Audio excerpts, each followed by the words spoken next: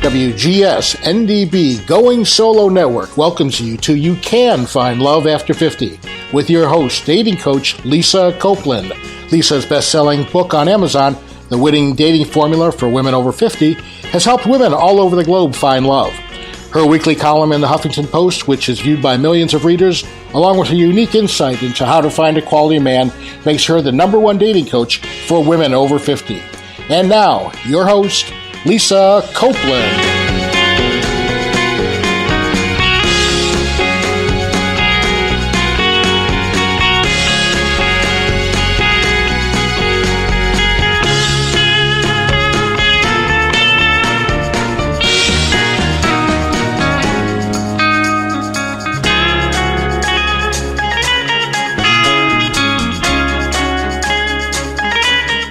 Hi everyone, I'm Lisa Copeland, the dating coach who makes dating fun and easier after 50, and I welcome you to the You Can Find Love After 50 show on WGSN-DB, Going Solo Network.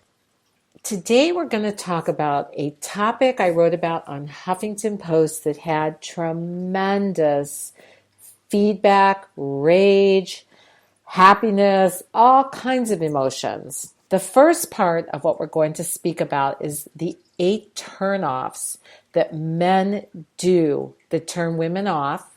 And then the second part is going to be the 10 turnoffs women do that turn men off on a first date. So we're going to get started. So let's talk, guys, about what you're doing that's turning women off. You know, we get so excited when you ask us out. And I'll tell you, hours before our date, we're worrying about whether you're going to like us. And by the way, ladies, it should really be the other way around. You should be worrying about whether you like them. And vice versa, men, you too. But we as women love to please everyone, and we want everyone to love and like us. So we worry about whether you'll like us. And we'll go into our bedroom closet and we'll try on 5 zillion outfits because we want the perfect outfit to impress you.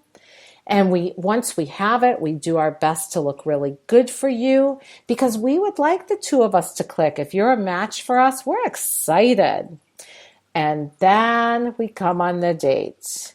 And what happens is sometimes you show up in your dirty t-shirt, your smelly sweatshirt, your pants that are too big because you're losing weight, or any type of clothing that is just not showing the best you. So guys, what happens is we go, ew, and we turn off and we want to get out of there. Guys, the greatest thing you can do is to find a nice shirt and a nice pair of jeans or a nice pair of shorts or a nice pair of pants and some decent shoes, your hair combed, and we're happy. But when you show up on a date with that icky sweatshirt that's from your college days, we get turned off and we might miss that you're a really good guy because to us, it feels like you don't care. You didn't have enough to get dressed for us in some way. And believe me, it doesn't have to be a suit. Like I said, it can be jeans as long as you look nice. So men, show up on a date looking nice. Make a little effort. And by the way, watch the cologne. And this is true for women too. Watch the perfume. A lot of times, both men and women stop smelling what their cologne and perfume smells like.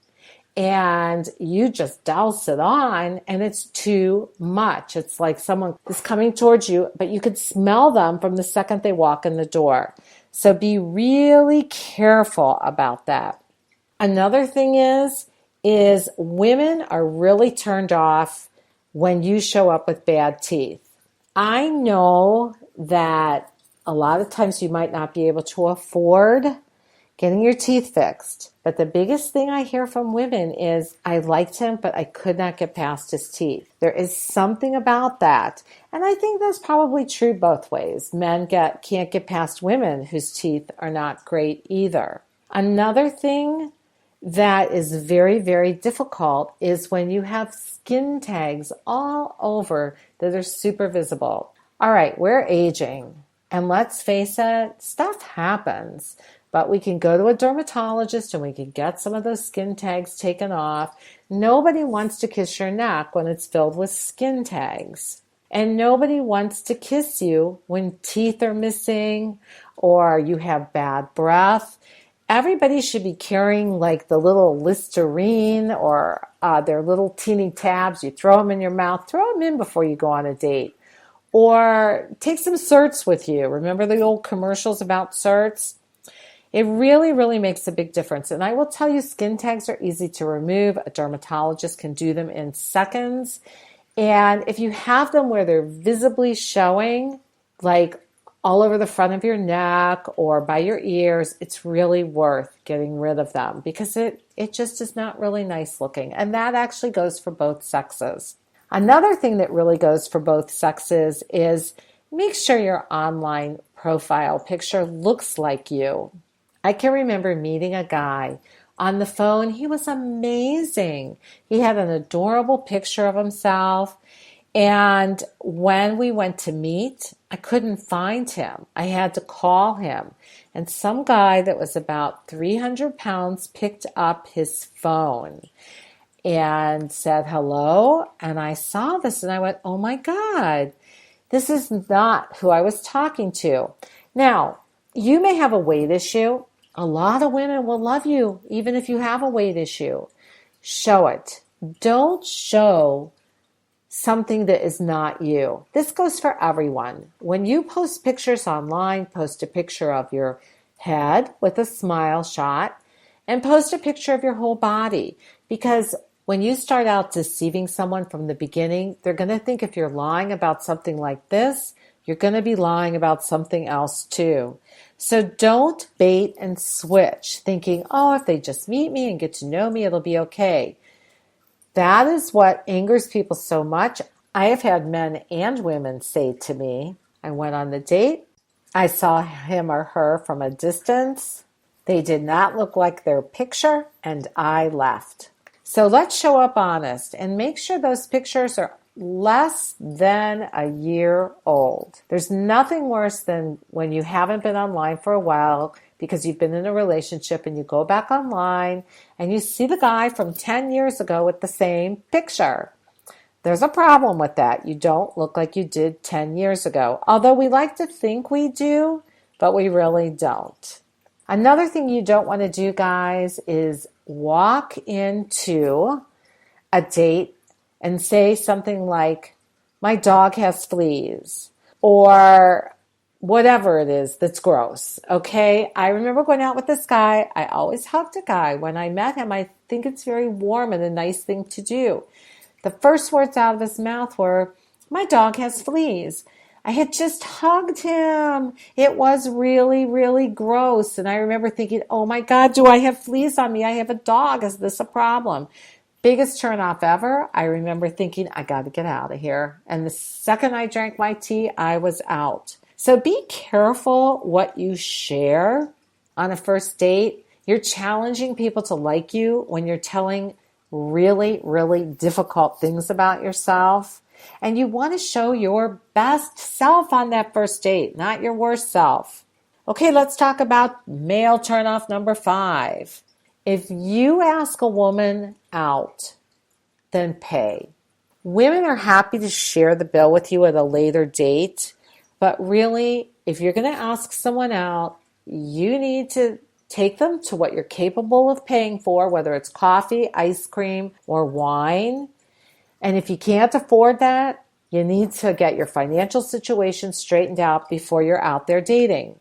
So I went out with a guy and I thought what he asked me to do, which was to go on an ice cream date, was like really creative. Everybody says, let's go for coffee, let's go for wine. And we were going to go meet for ice cream. But here's the problem. The guy didn't have a job. He had no money. We never left the parking lot of the ice cream place. He never even said, do you want water? Do you want ice cream? Don't ask someone out unless you can afford to pay for it. Now, guys, women don't always have to have the most expensive restaurant. In fact, we know that when you ask us to an expensive restaurant on a first date, what you're doing really is asking us to have sex with you pretty quickly. You're trying to impress us also. But if you ask us out, take us somewhere you can afford. It's okay. We're okay with that. Most of my private clients, when we talk about the guy that they want, they'll say, I want a guy who is financially self-sufficient. He doesn't have to pay for me. He doesn't have to take me out every single time and pay for me. And he also doesn't have to take me to the best places. But it's nice if he takes me out a lot. So depending on your financial situation, and when you get into a relationship, you can work this out more as to who pays what. Ask women out only if you can afford to take them out. Okay, number 6. We know, guys, that if you like us, you want to impress us with all that you do and have. The problem is sometimes you drone on and on about all these great things in your life. I remember having men show me pictures of their homes, their cars, their landscaping, their dogs, their kids, their grandchildren. We do want to get to know you, but a one-way monologue is boring. Ask us questions. The problem is we were taught as little girls to make you feel good. So we listen and we stay longer than we should. And I know for you guys, by the way, and women, listen up, men don't like those silences. They're talking because they're not sure what to ask you. So you can chime in and say, oh my gosh, look at my dog. Look at my grandchildren, or whatever it is when he's showing you the pictures of his. This way you have something in common and something you can both relate to. Because guys and gals, dialogue is much more fun. When my guy and I went on our first date, I think it was the best date I ever had. He was so interested in what I did. He asked me questions and I asked him questions, and it really created a lot of fun communication. And by the way, that first date really needs to be light and fun. It doesn't need to be heavy duty telling all your problems. In fact, that again is a challenge of, are you going to like me with all my junk? So he may like you later on with all that. It's too much to take in for a first date. Another big turnoff for women, guys, is that passion about your political views, especially when they're extreme. A lot of women have been forced to listen to how you feel about the world and how you feel it should be run. Now, I'll tell you, there is nothing wrong with sharing your views. We just don't want to be lectured for an hour and then be asked out again because we think, I'm not going to sit and get lectured to every week. A lot of women have told me stories of how they went out with men who had extreme political views to the right. They had no tolerance for anything else beyond their views. And actually, they oftentimes sounded like Rush Limbaugh on a date. And we're not going out with Rush Limbaugh. Well, some women want to, but a lot of women don't. So, guys, know that if you're going to pontificate about right-wing politics, after about 10 minutes, you've totally turned us off and we've tuned you out. You know how you can tune us out? We've tuned you out. So, what you want to do is try and have an open mind about differences. There's nothing wrong with having different political views as long as we're tolerant and polite about the way the other person thinks and we're not judgmental or critical. And by the way, politics is really not a good first date conversation. Politics and religion, because some people are very passionate. If you're passionate about this and this is something you want to talk about from day one, put it in your profile. I am passionate about politics. It just gets me going and I love talking about it so that women can say, and put down if you're right wing or left wing, and women can, or men, because this can go either way, can say, I think that's a little too much for me. No, thank you. Or, oh gosh, this might be fun. All right, number 8, guys. I got to tell you, A lot of you men like to stick your tongues down our throats at the end of a first date. I know you like us when you do this, but it's a big turnoff. We feel like molested and pawed. What would make us feel better is just a gentle kiss. That gentle kiss will make us want more the next time. But when you are like just doing the heavy duty French kissing, you are overly aggressive and we feel like you are being creepy. And we go, ooh, it's just too much. So guys, gentle kissing. Huge turn on, by the way, for us women. We like that teasing. I know you guys like the aggressiveness, but we really don't until we're a little bit more, until we know you a little better, or sexually until we're a little more worked up. So slow down. Okay, we need to take a little bit of a commercial break here. I'm Lisa Copeland, the dating coach who makes finding love after 50 fun and easy at findaqualityman.com. Hello, everybody. This is Madam Coach Correa, host of the Love and Pillow Talk radio show. Watch every Wednesday at 9 Eastern, 8 Central. And if you miss it, you can catch the podcast. And thank you for listening to WGSN-DB, Going Solo Network. And you can find Love After 50. That's the show you're listening to. We talk about this every single week on WGSN-DB, Going Solo Network. And I'm glad you're here with us. And by the way, if you want to find out more about finding love after 50, I offer a fantastic free report on my website at findaqualityman.com. I'd love for you to come on over, sign up for it. You'll get my blog every week with tons of great dating advice, and I know you're going to love it. And if you want to go even deeper with that, you can check out my book on Amazon, The Winning Dating Formula for Women Over 50. I've had women tell me this book is like their Bible about dating after 50. And the reason it's so helpful and women trust me, I dated in my 50s. I know what it's like. I've also worked with men too, because I'm a woman over 50 who gets them as well. And that's a huge thing. And that's where we're going to head into is, ladies, what men want you to know about them that turns them off. Here was one of the top things men talked about. Okie dokie, we think we have to look perfect when we go on a date. So what do? We go out there and we get that Spanx. And it will make you look 10 pounds lighter if it doesn't cut your circulation off first. But I gotta tell you, men are not too happy when they end up in bed with you with a totally different body from the one that's been showing up on those dates. It's like false advertising to them. The thing is, ladies, you really want a man who's going to like you exactly how you are, and you can have that by showing up as the real you, both online and in person. The other thing is, some of these Spanx things are so hard to get off. And if you're in bed and you're having foreplay and things are heating up and you're trying to get this thing off, this is not an easy job. So if you're going to wear shape-enhancing garments, undergarments, make sure it's something you can get off fairly quickly and doesn't change you too much. Because like we want men to show up looking like how they are, men want you to show up looking that way.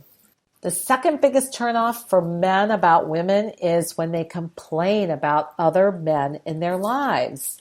Women will complain about a bad last date, or they'll complain about something their ex did that was really stupid. Men hate when you show up on a date and the first words out of your mouth involve some type of male bashing. The reason they don't like this is because they think you're going to do the same thing to him when this date's ended. And this is when they start labeling you a drama queen. It's because you talk trash about men. So if it's a second date you want with a nice man, do yourself a favor. Process your stories about men with your female friends over Cosmos, like the ladies of Sex and the City. Don't process about men with other men. Now, if you're in a relationship with a man, he's going to want to help you if you're having trouble with an ex. But if it's a first date, he doesn't want to know all that. Men are wired to fix, and at this point, he's not ready to fix for you. Also, there's 3 people at this date. You, this new guy you're meeting, and the last guy you were with. And that doesn't feel very good for anyone. Also, ladies, we don't always understand men. This is something huge I teach women about, understanding where and how men are thinking. We don't get that a lot of times. And that is why we talk trash about them, because we don't understand them. It's really worth working on understanding men. I have a great program called Understanding Men. Check it out on my website at findaqualityman.com. It's going to really make a difference in your dating life. Okay, number 3, ladies, you got the same one as the guys do. Post current pictures of yourself online. Doesn't matter how great your personality is. Men are physically attracted to you first. Men love women of all shapes and sizes. The guy that loves the skinny woman, well, there's another guy that loves you if you're a heavy woman, or there's another guy that loves you if you're medium. Whatever it is, there is a guy out there for you. Show up online looking how you really do in real life. Biggest turnoff for men, number 4. Stop, ladies, making men your pet project.